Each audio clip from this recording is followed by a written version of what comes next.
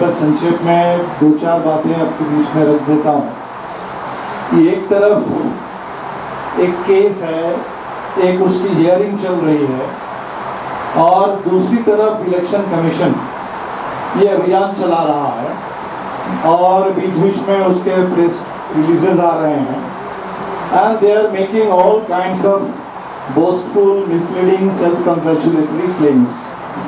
हमने सुना कि आज भी शायद इलेक्शन कमीशन की ओर से और कोई एक रिलीज आने वाला है, लेकिन इस बीच में जितने आए उसमें आंकड़े बढ़ते चले गए और जो लास्ट में मिला करीब 65 लाख से ज़्यादा इतने लोगों के नाम कट जाएंगे। तो हमने जब शुरू किया था हमने कहा था कि हमें आशंका है कि 2 करोड़ लोग डिसइंफ्रेंचाइज होने वाले हैं and election commission with its claims basically is corporating our apprehension कि अभी तो 65 लाख का नाम आ गया है जिनके बारे में अचानक इन्होंने कहा ये लोग कोई मर गए हैं, कोई परमानेंटली बाहर चले गए हैं and election commission has made one very misleading and I would say false claim. Election commission ने कहा कि हमने पार्टियों के साथ ये शेयर किया है, let me tell you very clearly कि हमारे पास जो ब्लॉक लेवल का डेटा आया है वो है कि पेंडिंग एन्यूमरेशन फॉर्म, ये एन्यूमरेशन फॉर्म हमारे साथ भी वही जो जमा नहीं हुआ, अब उसी के अंदर वो लोग भी होंगे जिनके बारे में कह रहे हैं कि ये गुजर गए हैं, वो लोग भी होंगे जो कह रहे हैं कि हम बाहर चले गए हैं, जिनके बारे में कह रहे हैं कि ट्रेसेबल नहीं है।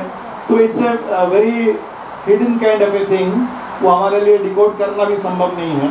अगर हमें पता चलता तो हम लोग अपने स्तर पर भी कम से कम कुछ देखते कि जिनको आप कह रहे हैं कि ये लोग मर गए हैं तो इनमें से सच में मरे हैं कि वो कौन जिंदा है, सच में कौन बाहर चले गए, कौन अभी भी है, तो हम लोग भी कुछ चेक कर सकते थे at the draft stage itself. But election commission wants to preempt that कि बेसिकली जो ड्राफ्ट हम जारी कर देंगे तो कर देंगे। तो एक तो ये बात है। सेकेंड, हमें बड़ा ताज्जुब जो लगा कि इतना इंटेंसिव आपने किया, जो आपका क्लेम है कि हम घर घर गए, जबकि पूरी दुनिया को पता है कि घर घर गए नहीं, घर घर वो गए नहीं। अब जैसे कहते हैं कि पर्वत अगर मोहम्मद के पास नहीं आया तो मोहम्मद को ही जाना पड़ता है पहाड़ के पास। तो बिहार के लोग बीएलओ को ढूंढने लगे कि बीएलओ घर अगर नहीं आ रहे हैं, वो ढूंढने लगे हैं, तब भी बीएलओ बहुत जगह नहीं मिले। लेकिन जो आंकड़े अभी आए हैं, it's all about exclusion, it's all about exclusion, अलग अलग ग्राउंड्स पे कि this many people they are passed away. और वो ताज्जुब की बात है कि अभी समरी रिविजन हुआ था कुछ ही दिन पहले, जनवरी 25 का हमारे पास लिस्ट है, और between January 25 are you to believe that between January 25 and July 25, in 6 months, 22 lakh people have passed away? Or does the Election Commission want to suggest that the January revision was flawed? उसमें हमको पता नहीं चला था। तो ये आंकड़े तो पहली बात हमें लगता है कि they completely defy credibility, ये बिल्कुल मानने लायक, ये पचाने वाली बात नहीं है। वैसा हजमुला की गोली अभी तक नहीं आई है जिससे हम इन आंकड़ों को पचा सके कि ये बिहार के लिए मानने वाली चीज है। और इसमें ताज्जुब की बात यह है कि 6 महीने में, अब 1 महीने के सघन पुनरीक्षण में आपको कोई एक आदमी भी नहीं दिखा जिनका नाम वोटर लिस्ट में इंक्लूड किया जाना चाहिए। जब हम लोगों ने कहा कि this is an exercise in exclusion and election commission is proving us right कि ये सारे अलग अलग कैटेगरी के लोगों को ले आए हैं कि जो अलग अलग है कि इस वजह से नाम उनके नहीं रहेंगे, लेकिन एक भी पूरे बिहार में इतना सघन पुनरीक्षण के बाद it's highly surprising that we didn't come across a single person who's eligible and for inclusion in the voter list. तो ऐसे बहुत सारे सवाल हमारे पास है, लेकिन चुनाव आयोग ने अपना पीठ थपथपाना शुरू किया। It's quite akin to what Modi ji is saying, the monsoon session is all it's a victory celebration for Operation Sindoor। अब चुनाव आयोग भी उसी तरह से जो मामला अभी सुप्रीम कोर्ट में है, जिस पे सुनवाई चल रही है, जिस पे पूरे बिहार में आंदोलन चल रहा है वोटबंदी के खिलाफ, और चुनाव आयोग अपना पीठ थपथपा रहा है कि बहुत सफल रहा, और उन्होंने तमाम पार्टियों को इसके लिए धन्यवाद भी दे दिया, तमाम पार्टीज को और सबको। तो हमें लगता है कि हम लोग बहुत ऐसी स्थिति में है 1 महीने के बाद। अब यहाँ डॉक्टर सिंह भी है और वेट कर रहे हैं, सीपीआई सीपीएम के साथ भी हैं, मनोज जी भी हैं, इसको हम लोग आगे बढ़ाते हैं।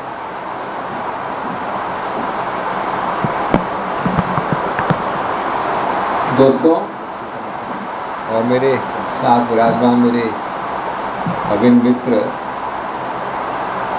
मैं कुछ बिंदुओं पर आपका ध्यान आकर्षित करना चाहता हूं, लेकिन उससे पहले मैं बोलना चाहता हूं प्राथमिक रूप से कि देखिए, ये जो बात हो रही है इस विषय में, ये राजनीतिक अभियान है। राजनीतिक अभियान जो है इसका कोई संबंध नहीं है कानूनी प्रक्रिया से, ये स्पष्ट करना आवश्यक है।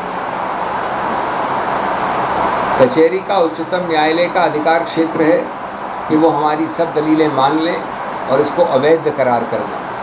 उनका अधिकार क्षेत्र है कि हमारी याचिकाओं को खारिज कर दें। ये वैधता पे होती है दलील। इसका मतलब नहीं कि जो चीज़ अगर कानूनी रूप से वैध पाई गई वो उपयुक्त है, सही है, या राजनीतिक रूप से उसके विषय में अभियान नहीं होना चाहिए। ये पहली बात है।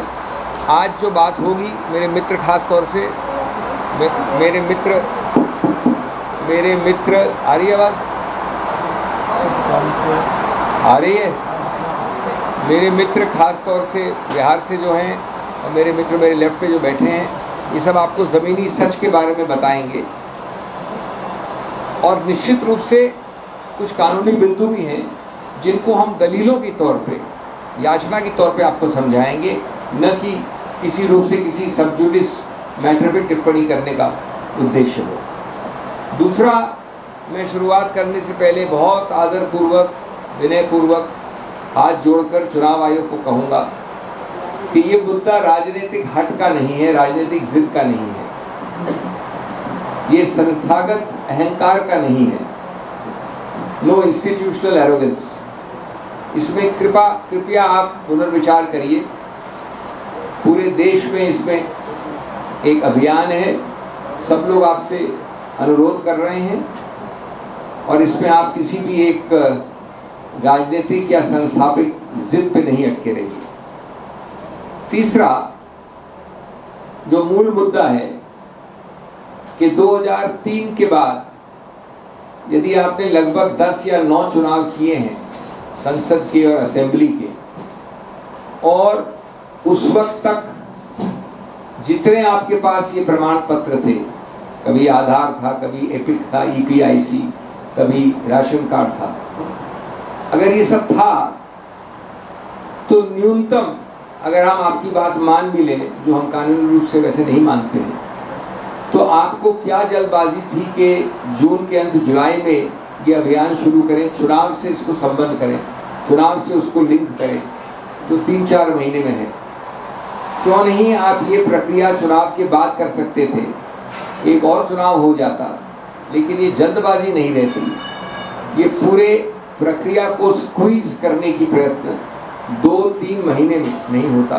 बहुत सारे गलतियां उस समय सीमा के कारण उठ रही हैं।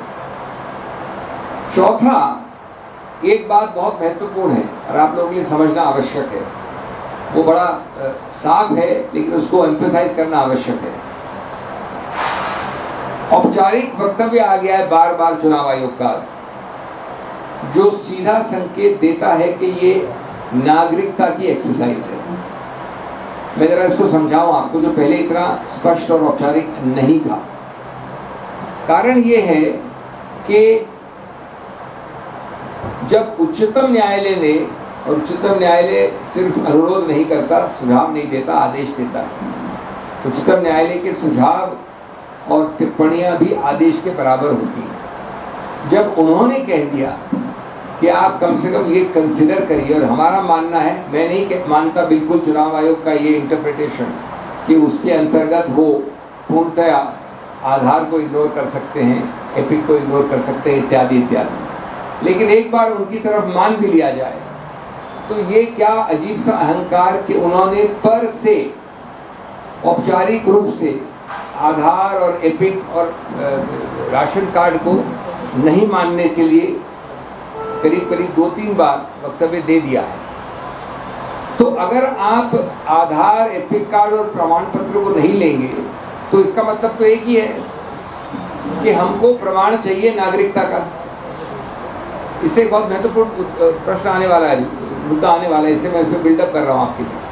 इसका मतलब है कि आपका स्टेटेड सीधा उद्देश्य है नागरिकता, क्योंकि आपने कहा है अपने वक्तव्यों में कि नागरिकता न हो सकती है प्रमाणित आधार से, न हो सकती है प्रमाणित एपिक से, न हो सकती है प्रमाणित राशन कार्ड से। तो अब प्रश्न उठता है कि क्या इस प्रक्रिया, नागरिकता को निर्धारित करने की प्रक्रिया का अधिकार क्षेत्र चुनाव आयोग को दिया गया था?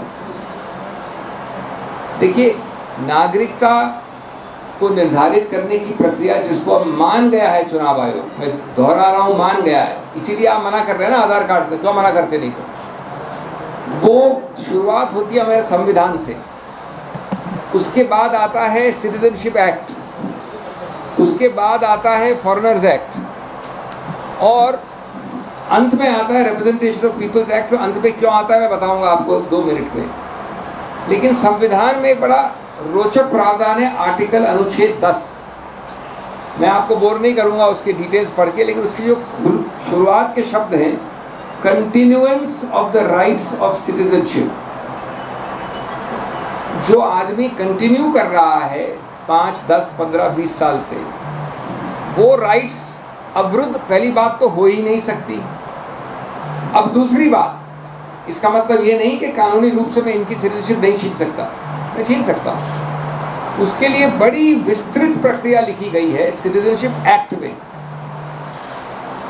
उसमें प्रावधान X है, Y है, इनको नोटिस जाएगा, एक प्रक्रिया होगी। या फॉरेनर्स एक्ट में है, ये एक ट्राइब्यूनल के सामने जाएंगे, वो निर्धारित होगा न्यायिक रूप से, एडजुडिकेटरी। तो ये बताइए मुझे कि चुनाव आयोग 2 महीने में इस नई रीति रिवाज को लेकर ये कहे कि हम आधार नहीं लेंगे क्योंकि इससे सिटीजनशिप, नागरिकता प्रमाणित नहीं होती है, हम एपिक नहीं लेंगे इत्यादि। आप निर्धारित कर रहे हैं नागरिकता बर्थ सर्टिफिकेट मांगकर, और नागरिकता के लिए आप न भेज रहे हैं इनको फॉरेनर ट्राइब्यूनल में, न भेज रहे हैं सिटीजनशिप एक्ट में। और क्या आप 4.98 करोड़ जो एस्टिमेट है 2003 के बाद लोगों का, उन सबको हियरिंग दे पाएंगे? या उनमें से आधे को, उनमें से 1 करोड़ को हियरिंग दे पाएंगे? बाकी छोड़ी, मैं 4 करोड़ की बात नहीं कर रहा हूँ, 5 करोड़ की, 1.5-2 करोड़ मान लीजिए। तो आप हियरिंग कैसे देंगे? न्यायिक निर्धारण कैसे, कौन करेगा? चुनाव आयोग का तो कहीं अधिकार क्षेत्र नहीं है।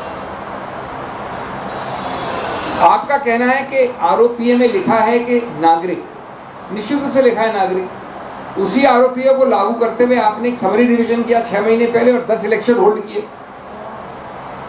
उसका मतलब होता है उस आरोपी का कि हाँ नागरिक होना है, लेकिन जब आप किसी को हटाना चाहते हैं नागरिकता से, ये देखिए बहुत बड़ा महत्वपूर्ण एक फर्क है जो उच्चतम न्यायालय ने शुरुआत से बनाया। एक होता है अभिषेक सिंघवी अर्जी देके नागरिक बनना चाहता है, एक होता है मनोज झा जो नागरिक है उसको हटाना है नागरिकता से। ये दोनों अलग अलग पद्धतियां हैं। ये सही बात है कि मैं अगर अब अर्जी दूं तो मेरे को आप लटका सकते हैं, नहीं दें आप उसकी तहकीकात कर सकते हैं, मना कर सकते हैं। लेकिन झा जो बैठे हैं ऊपर, उनको हटाने के लिए प्रक्रिया बहुत विस्तृत चाहिए। उनको आप इलेक्टोरल रोल के आधार पर नहीं हटा सकते। ये बात आपको आश्चर्य होगा, मैं नहीं कह रहा हूं। ये फर्क उच्चतम न्यायालय ने 20 साल पहले बनाया है। अभी आपको थोड़ा बोरिंग लगेगा, लेकिन मैं फिर भी बाध्य हूं आपको थोड़ा बताने के लिए, क्योंकि हम हर चीज़ को डिटेल से नहीं भाग सकते, तथ्यों से नहीं भाग सकते हम। मैं बहुत लंबा जजमेंट है 1995 का लाल बाबू हुसैन, मैं सिर्फ 2 उसके हिस्से पढ़ूंगा आपके लिए। If we turn to the citizenship rules 1966, we find detailed provisions. Thank you. ऐसे रखो बात है, इसी रख लो। Citizenship, we find detailed provisions in regard to the procedure to be followed for the acquisition of citizenship and for the termination thereof. It will thus be seen that if a person has acquired citizenship and a question arises whether or not he or she has lost the citizenship by acquisition of the citizenship of another country, that question has to be resolved by the authority prescribed under the act. किसी act में लिखा है कि ये resolve करेगी EC. Authority prescribed in the act is central government, MEA or foreigners tribunal. Thus the question whether a person is a foreigner is a question of fact, which would require careful scrutiny of evidence.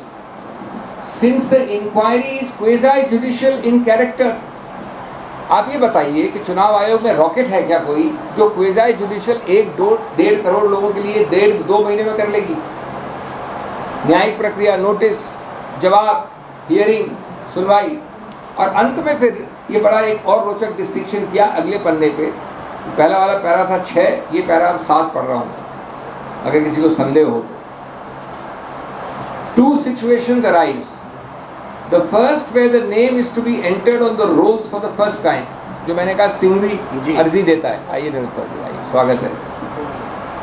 जो मैंने आपको उदाहरण दिया, सिंघवी अर्जी दे रहा है। And the second where the name already entered is required to be deleted, the Manoj Jha example. In the first mentioned situation, before the name is entered on the rolls, the officer concerned must be satisfied that he is not disqualified. In the second situation, जिसकी बात अब आ रही है बिहार में, since the name is already entered, it must be presumed that before entering his name, the officer concerned must have gone through the procedural requirements. Presumption. This would be so even if we invoke so and so, but then the possibility of mistake cannot be ruled out. These mistakes, if any, have to be corrected. Even if we are to assume that this can be looked at under the representation of people's rules, and they are wide enough to cover the question relating to citizenship, the issue would have to be decided after giving the person concerned a reasonable opportunity of being heard. अब जनाब मैं आपसे पूछना चाहता हूँ कि ये तो बड़ा स्पष्ट है कि हमारे कानून में, हमारे संविधान में, हमारे स्टैट्यूट में, फॉरेनर्स एक्ट में, सिटीजनशिप रूल्स में कभी भी ये स्वप्न भी नहीं आया था कि चुनाव आयोग निर्णित करेगी ये। इसलिए हम कह रहे हैं कि इसमें राजनीतिक जिद न करें, आप बहुत बड़ा अन्याय कर रहे हैं। अब प्रमाणित ये भी हो गया है कि जो आपने 3 कैटेगरीज बनाई हैं, एक में आपका खुद का बर्थ सर्टिफिकेट, दूसरे में माँ या बाप का, तीसरे में दोनों का, तो ये तो सिर्फ आपका फोकस नागरिकता पे है। और इसकी पुष्टिकरण आपने ही कर दिया है कह के कि हम आधार भी नहीं देखेंगे, एपिक भी नहीं देखेंगे, रेशन कार्ड भी नहीं देखेंगे। एक और मजाकिया बात, आप उठते हैं, सांस लेते हैं, सोते हैं, बाथरूम जाते हैं, क्लब जाते हैं, बाहर जाते हैं, हर जगह आधार कार्ड दिखाने का कहा गया है पिछले 15 साल से हर नागरिक को इस देश में। आप अगर छींकते हैं तो आपको आधार कार्ड चाहिए। सबसे मजाकिया बात अनुच्छेद 23 है रिप्रेजेंटेशन ऑफ पीपल्स एक्ट में, जिसको संशोधित किया गया आधार को रिकॉग्नाइज करने, क्योंकि पुराने रिप्रेजेंटेटिव एक्ट में आधार था ही नहीं, आधार तो बाद में आया। तो उन्होंने कानून को यानी रूल्स को नहीं, एक्ट को बदला, और उसमें बड़ा स्पष्ट लिखा है अनुच्छेद जो सब क्लॉज 4 है कि आधार को गिनिए। आज आप कहते हैं कि आधार तो सब बेकार है, जहाँ तक मेरी प्रक्रिया, मेरा फोकस का सवाल है, और चूंकि वो नागरिकता, मैंने ऑलरेडी आपको जवाब दे दिया नागरिकता के लिए क्या प्रक्रिया होनी चाहिए। दूसरा जो मैंने अभी पढ़ा, अंतिम में बस 2-3 मिनट खत्म कर रहा हूँ, अभी जो मैंने पढ़ा उससे बड़ा स्पष्ट है कि उच्चतम न्यायालय ने कहा है कि जो ऑलरेडी बैठा है रजिस्टर में, उसके पक्ष में एक मान्यता, एक प्रिजम्पशन है, कानूनी प्रिजम्पशन है, कानूनी मान्यता है, कानूनी बाध्यता है। उस प्रिजम्पशन को हटा सकते हैं। कल हमारे में से कोई कॉलीग आके ये एविडेंस दे सकते हैं कि मैं जानता हूँ कि मेरे पिताजी, मेरे सब ये बाहर अफगानिस्तान से आए थे, कहीं और से आए थे। वो प्रक्रिया एक अलग होती है, लेकिन प्रिजम्पशन मेरे हक में है, मनोज झा के हक में है कि हम बैठे हैं रजिस्टर में, आपने उस पूरे पक्ष को, जिसको कानूनी लोग से हम कहते हैं, रिवर्स कर दिया बर्डन ऑफ प्रूफ को। मैं जाके कैसे स्थापित करूंगा, वो भी 2 महीने के अंदर, कि मैं नागरिक हूं? आप ये नहीं स्थापित कर रहे हो कि मैं नागरिक क्यों नहीं हूं। आप कोई दस्तावेज नहीं दिखा रहे हो कि मेरे पड़ोसी ने आके कहा कि मैं तो यहाँ से घुस के आया हूँ, मेरे माँ बाप तो विदेशी हैं। प्राथमिक रूप से भी आपके पास कोई दस्तावेज नहीं है। आपने एक सिर्फ सर्कुलर निकाला कि आप लोग सब जो बैठे हैं इलेक्टोरल, हमको आके प्रमाणित करिए कि आप नागरिक हैं। तो जो मैंने अभी शब्द पढ़ा प्रिजम्पशन, और मैंने उसके अलावा जो कहा बर्डन ऑफ प्रूफ, उस सब को आप एक ही साथ निरस्त कर रहे हैं। इसके अलावा आखिरी 1-2 बिंदु, आप जानते हैं कि जो ज़बरदस्त बर्थ सर्टिफिकेट की पैदाइश हुई है, अभी बर्थ सर्टिफिकेट पैदाइश के बारे में चुनाव आयोग ने बर्थ सर्टिफिकेट को वापस पैदाइश दे दी है। वो पैदाइश 2, 3, 4% लोगों के पास है बिहार में कवरेज। बर्थ सर्टिफिकेट का जो अवलोकन हुआ है, पता नहीं कोई कहता है 2%, कोई कहता है 3%, कोई कहता है 5%, in as far as birth certificate is concern, वो आपका प्राथमिक प्रमाण है, वो आपका केवल प्रमाण है, न कि एपिक आपका खुद का कार्ड, न कि आधार देश भर का कार्ड, न कि राशन कार्ड। और अंतिम बात, अभी मेरे मित्र ने बात की आपको 63 लाख या 65 लाख की, वो अपने आप में भयानक आंकड़ा है, बहुत बड़ा आंकड़ा है। आप जानते हैं कि असेंबली चुनाव में 2000-4000 वोट ही बहुत होते हैं, 10,000 तो बहुत ज़्यादा होते हैं। लेकिन उसको छोड़िए, ये तो अभी ट्रेलर भी शुरू नहीं हुआ है। ये जो 63 हैं या इसमें से जो 25 लाख मृत हैं या 63 मान लीजिए टोटल, ये तो बिना किसी दस्तावेज के खाली फॉर्म्स लिए हैं आपने। पिछले 1 महीने में चूंकि हमने याचिका, देखिए याद रहे जो ओरिजिनल प्रस्ताव आया था चुनाव आयोग का, उसमें उन्होंने सभी डॉक्यूमेंट्स मांगे थे आपके फॉर्म के साथ। जब हमने याचिका फाइल की तो उन्होंने कहा अभी हम डॉक्यूमेंट्स दस्तावेज दे लेंगे, 1 महीने बाद लेंगे, यानी अब अगस्त से।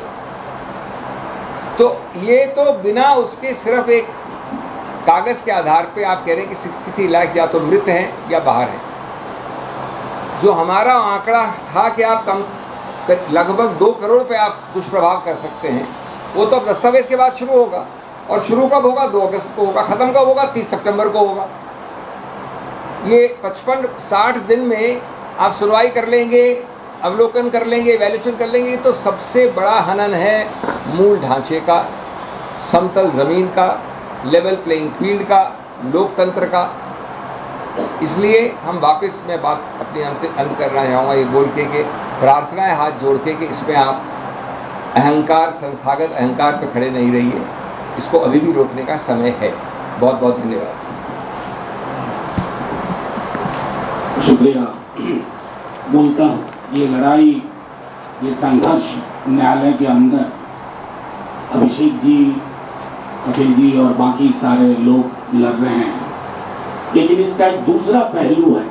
जी हमने कहा भी कि वैधता के लिए सवाल नहीं है, सवाल कई चीज होती है कि वैध भी हो सकती है, उसके तौर तरीके पे, उसके समय सीमा पर सवाल होता है। मैं आपके समक्ष कुछ चीजें रखना चाहता हूं। पहले भी बात हुई है, लेकिन दोहराने के दृष्टिकोण से, जब ये मुख्य चुनाव आयुक्त ने पदभार ग्रहण किया था तो उन्होंने बहुत जोश के साथ कहा था कि मेरा कोई भी निर्णय बगैर पॉलिटिकल पार्टीज के कंसल्टेशन के नहीं होगा। मैं समझता हूं 22 वर्षों में इससे बड़ा कोई निर्णय नहीं हुआ, लेकिन भागीदारी के नाम पर हम में से किसी पॉलिटिकल पार्टी के साथ कोई संवाद नहीं हुआ। 24 को आपने अधिसूचना जारी की, 25 से आप इसमें लग गए, 1 महीने का आपने वक्त दिया, 11 दस्तावेज को सैक्रोसैंक्ट बना दिया और हमारी अपील का आप पर कोई असर नहीं हुआ। कितने प्रिजम्पशन जो अभी अभिषेक सर कह रहे थे, एक प्रिजम्पशन उनकी जुबान से निकला और जो हकीकत है बिहार की, 20% लोग स्वयं मुख्य चुनाव आयुक्त ने कहा कि बिहार के बाहर रहते हैं। आपके प्रिजम्पशन में उनको डाउटफुल मानने की संभावना स्पष्ट दिख रही थी। मैं ऐसा क्यों कह रहा हूं? अव्वल तो एक बात गंभीरता से लेकिन हल्के में कहूं, पूरी नैरेटिव चलाई गई बांग्लादेशी घुसपैठिया, आपकी लिस्ट में कोई घुसपैठिया बांग्लादेशी का जिक्र, तो नफरत की खेती करने का काम आप पॉलिटिकल पार्टी को छोड़ दीजिए। चुनाव आयोग की उस खेती में भागीदारी नहीं होनी चाहिए। अब ये जो 62 लाख डिलीट किए गए हैं, ये मैं अभिषेक सर से भी पूछूंगा, इनको तो राइट टू अपील भी नहीं मिलेगी। It's a complete deletion. Right to appeal तब होता है जब आपको शंका होती है, शुबा होता है। जैसा उन्होंने कहा कि मनोज झा के केस में आपको लगता है तो भाई प्रूव किया जाए। आपने एक झटके में डिलीशन मार दिया। जब आपने इसकी घोषणा की थी तो आपने कहा था कि कोई महत्व ऐसा कुछ नहीं होगा, फॉर्म लेके लोग जाएंगे, अगर आपका नाम है तो आपको एक प्री फिल्ड फॉर्म दिया जाएगा और अगर आपका नाम नहीं है तो आपको एक नया फॉर्म दिया जाएगा पावती के फॉर्म के साथ। कमाल है, एक भी नया वोटर नहीं मिला बिहार में। नया वोटर एक भी नहीं मिला। आपने जितने विजुअल्स देखे हैं, हमने 3 केस जाने हैं कि मृतकों की लिस्ट से जिंदा लोग पाए गए जिन्हें मृतक में डाल दिया गया था। संभावना है और मुझे उम्मीद है माननीय सर्वोच्च न्यायालय गंभीरता पूर्वक इस पूरी प्रक्रिया को देखेगा, क्योंकि आजाद भारत में इस स्केल पर डिसएनफ्रेंचाइजमेंट की कोशिश कभी नहीं हुई। ये कानून का भी मैं कहूंगा मिसरीडिंग है। इवन आर्टिकल 326 के मर्म का भी, मर्म शब्द का नहीं मर्म का के साथ दिक्कत है। और अगर आपने वो विजुअल्स देखे होंगे हमारे रिपोर्टर्स के, कई सारे साथियों के, अखबारों के, जिसमें बीएलओ एक जगह पर कई दफा एक पार्टी के दफ्तर में बैठ करके दस्तखत कर रहे हैं, तो एक तरह का कॉन्स्टिट्यूशनल फ्रॉड भी है। मेरा प्रपत्र मेरे हस्ताक्षर के बगैर, मेरे अंगूठे के बगैर अगर जमा होता है और उसके आधार पर आप इसे कहते हैं कि ये क्लीनिंग एक्सरसाइज है, तो सॉरी टू से opacity has become the hallmark of your functioning। गैर पारदर्शिता। और उसी संदर्भ में हमारे दल के नेता तेजस्वी यादव जी ने कहा था कि अगर परिस्थितियां इस रूप में गई कि हमारे चुनाव आयोग का मॉडल यानी उसका प्रतिमान हमारे पड़ोस के मुल्क का चुनाव आयोग, बांग्लादेश का चुनाव आयोग हो जाए, तो फिर भागीदारी किस बात की, चुनाव किस बात का, नतीजे किस बात के। शुक्रिया।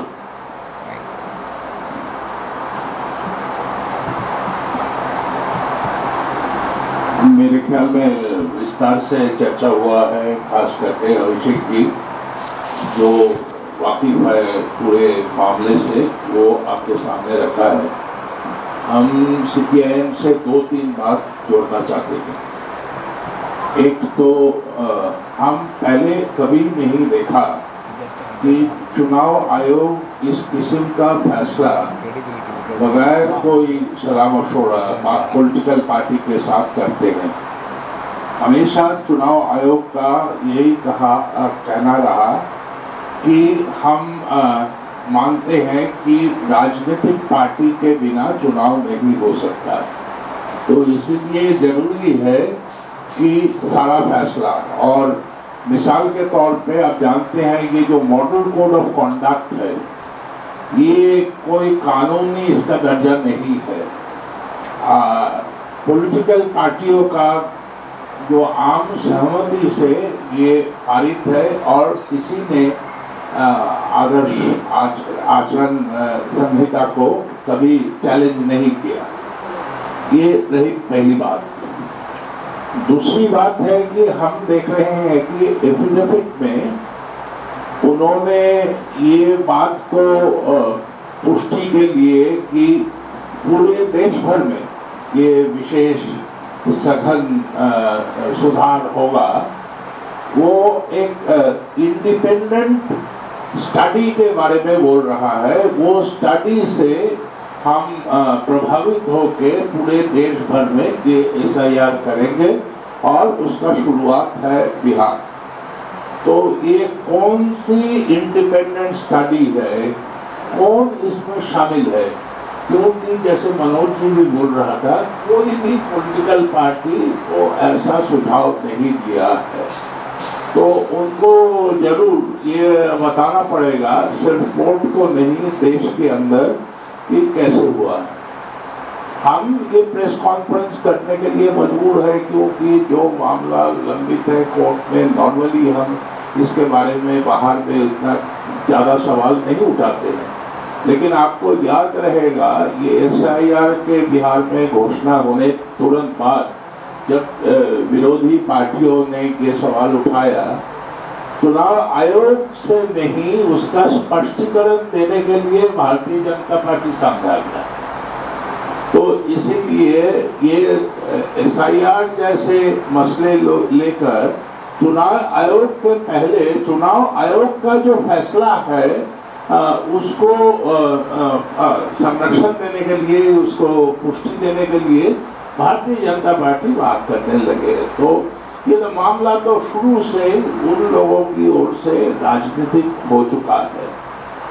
और जैसे मनोज जी भी विस्तार से बोला है कि ये लोगों का नाम कट जाएगा और लोग कुछ नहीं कर सकता है, ये स्थिति पैदा हो गया। तो हमारे देश में अगर कॉन्स्टिट्यूएंट असेंबली का पेपर्स देखें, आप देखेंगे हमेशा ये चुनाव प्रक्रिया को कितना व्यापक की जा सके, कितने लोगों को उसके अंदर शामिल की जा सके।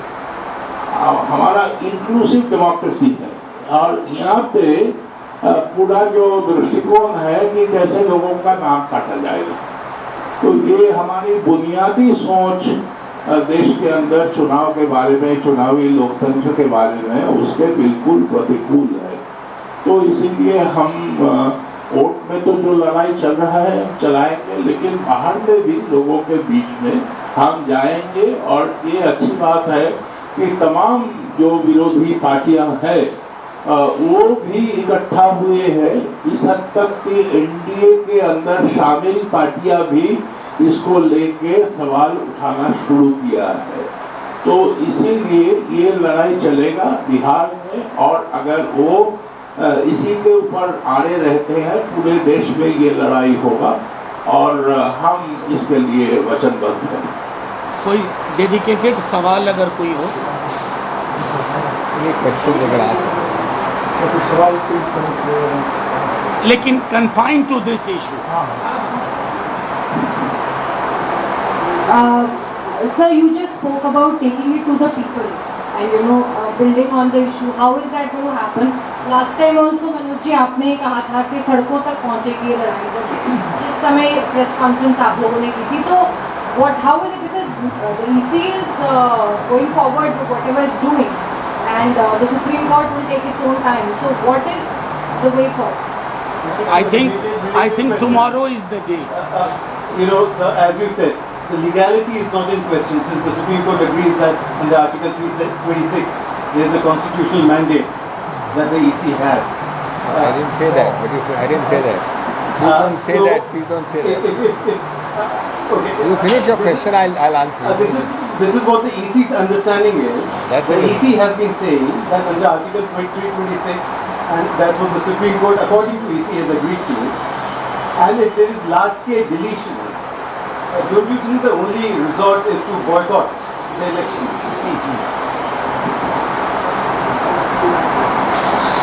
So point number one, please don't think that any of us ever in or outside court or in press conference have said that there is no doubt about the legality.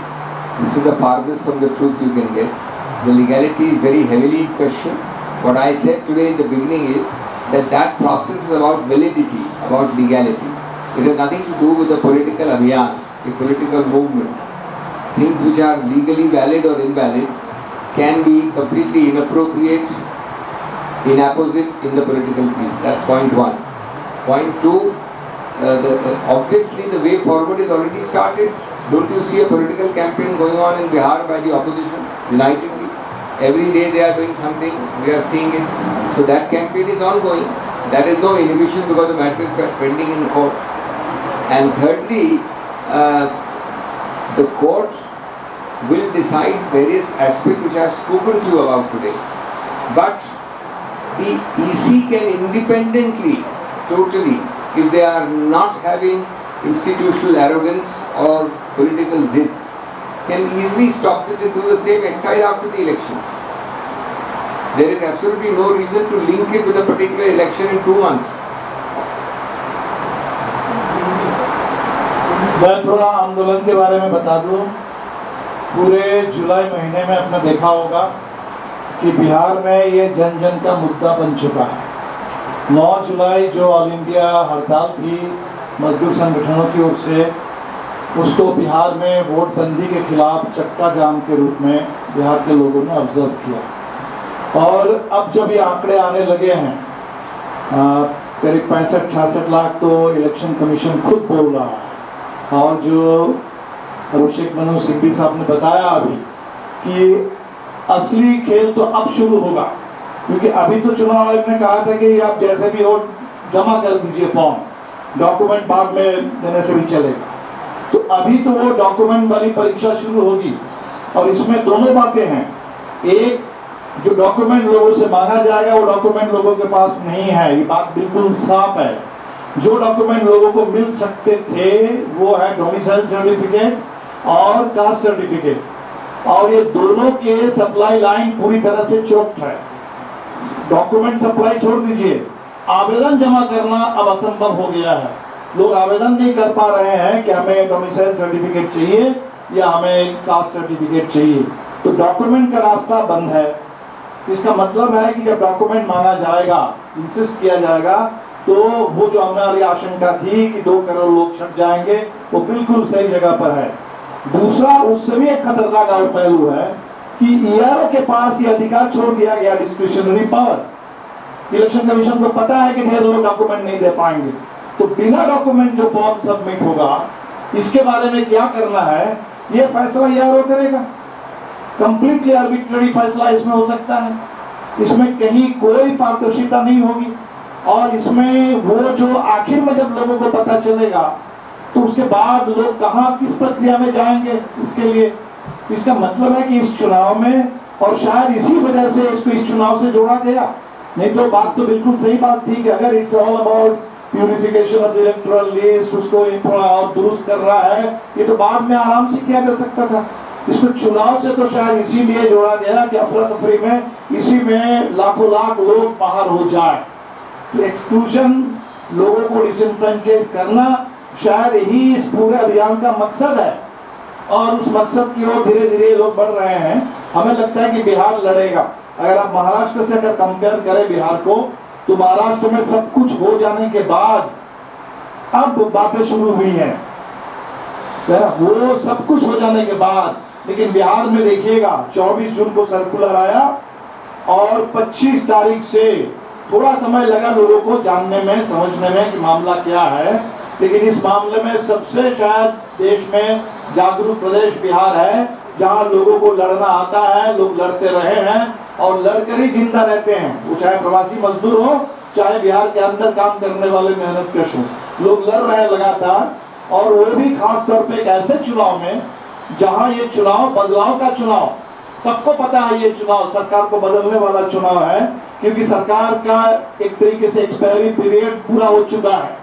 20 साल में वो सुशासन पूरी तरह से अपराध राज में तब्दील हो गया, और वो विकास जो है गरीबी में और कर्ज में और बेरोजगारी में वो डूब गया। वैसे में एक ऐसा चुनाव, उस चुनाव में अगर ये करने की कोशिश होगी तो मेरे ख्याल से बिहार की जनता के लिए बड़ा आंदोलन का मुद्दा है। और निश्चित तौर पर आप देखेंगे कि पूरा अगस्त का महीना ये भारत छोड़ो आंदोलन का महीना है, और लोगों ने नारा दे दिया, चुनाव चोर गद्दी छोड़। इस नारे पर गोलबंदी बढ़ेगी, आंदोलन बढ़ेगा, और बिहार बिल्कुल इस चुनाव जब हो जैसे हो उस चुनाव में ये लोगों का आक्रोश आपको बिल्कुल दिखेगा। एक first question that already you are saying last almost 15 days Parliament has come to a standstill on this issue. So Parliament is part of the exercise of politics outside. तो ये तो रहा। दूसरा सवाल है 326 वाला, जैसे अभिषेक जी पहले ही स्पष्टीकरण दे दिया, हमने कोई वो बात नहीं माना।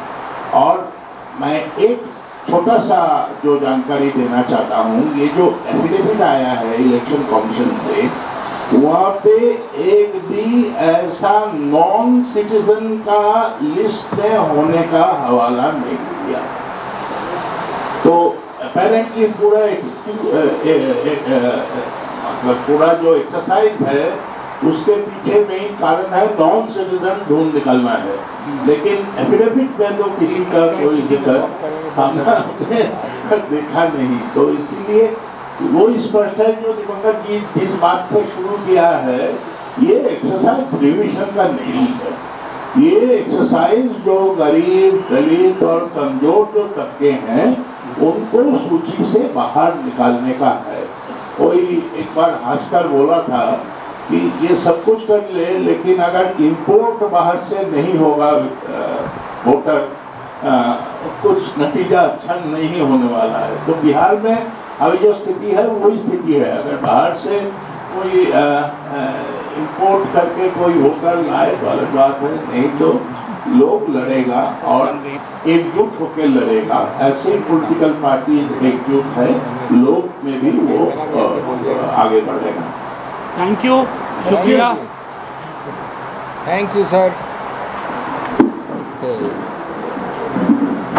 फिर सुनवाई है और डॉक्टर सिंह भी वहाँ भी हम लोग से रिप्रेजेंट कर रहे हैं, तो उस पर हम लोग बात करेंगे। लेकिन मैं बस संक्षेप में 2-4 बातें आपके बीच में रख देता हूँ कि एक तरफ एक केस है, एक